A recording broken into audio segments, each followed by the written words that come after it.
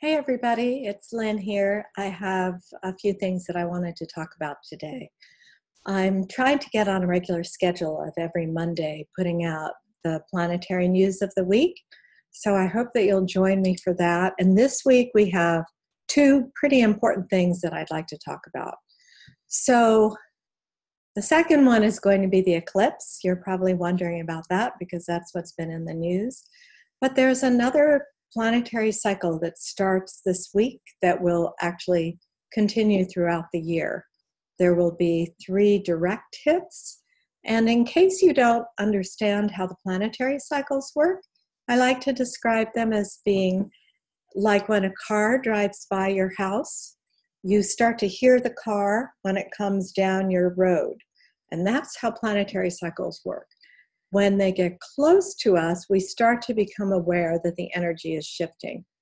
Then the car does a U-turn in front of our house. It stands still, and then it reverses or appears to turn retrograde and goes back, and it might hit a second time. And then that car might make another U-turn, come back past our house, hit a third time. Neptune and Pluto can hit 5-7 times, so they can really have quite a long effect. But right now we're talking about Jupiter and Neptune.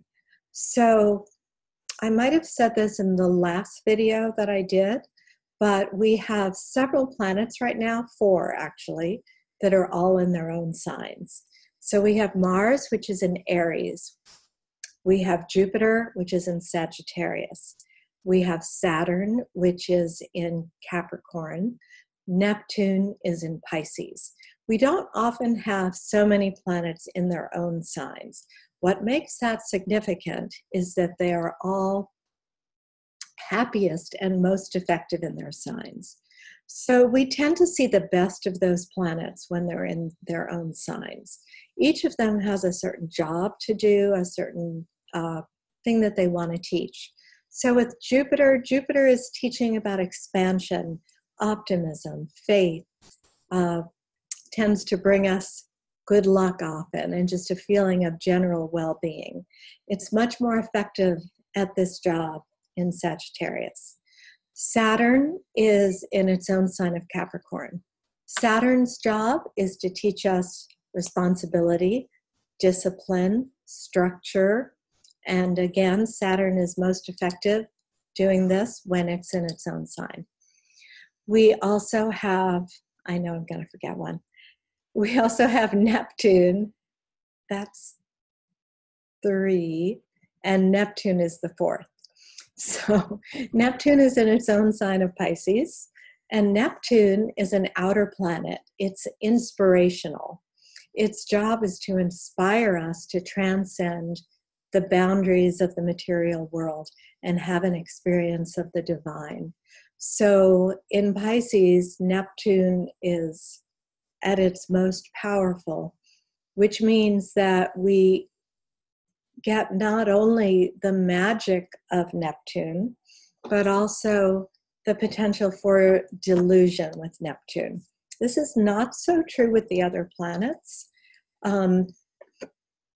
but with Neptune, because Neptune's job is to sort of separate us from our sense of reality, if we go too far in that direction, which we sometimes do through drugs or through watching too much television, alcoholism, or meditation, creativity, creating music, listening to music, going to the ocean and just experiencing that, letting go. All of those experiences are Neptunian. So right now we have Jupiter in a strong aspect. It's a square, a 90-degree angle to Neptune. So you might want to take a look at my blog at astrodynamics.net and read about Jupiter and Neptune. I'm going to explain this in a lot more detail. But Jupiter and Neptune are actually related somewhat because they both are rulers of the sign Pisces. So Jupiter is the traditional ruler of Pisces, and Neptune is the modern ruler. So they both have similar qualities of expansion and faith and creativity and bringing abundance into our life. So anytime we have a Jupiter event or a Jupiter cycle, Jupiter is pretty mild in its effect. It's generally, it's called the greater benefic. So generally, it's a pretty positive influence. And this week, actually, Venus is aligned with Neptune or with Jupiter. So Venus is the lesser benefic. So we have the two most beneficial planets in tandem working together. So this should be a very creative, mood-enhancing, elevating week, because there is quite a bit that's going on that's really enhancing our experience and sort of taking us out of the day-to-day doldrums that we can sometimes find ourselves in, especially because we have 4 planets right now, including the sun, in the sign of Capricorn. Capricorn does tend to keep us kind of rooted in the earth. So that's the Jupiter-Neptune square. This is the first phase. Then let me just talk a little bit about the eclipse. And again, there's more details on the blog. But the eclipse is going to be a total lunar eclipse. It's going to start, I think, around, I can't remember the time, but I've posted an article and I've posted a link to a website that will show you, that will tell you if it's visible in your location and what time the eclipse will start and end. But it's going to be eclipsed for a pretty long time. Eclipses tend to be stronger if they're visible from your location. So in this particular instance, that's going to be North and South America. The whole hemisphere is going to be visible from this area. So we can expect with this eclipse to probably find ourselves confronting something in ourselves that maybe we've hidden from. The eclipse features a polarity between the moon in Leo and the sun in Aquarius. Both of those lights or luminaries have just entered those signs. The sun will be brand new in Aquarius. The moon will be brand new in Leo. So there's sort of a waking up. This is a new cycle.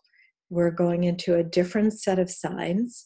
And we have an eclipse where the solar light is going to cover the lunar light. And that tends to bring up a lot of stuff from the subconscious.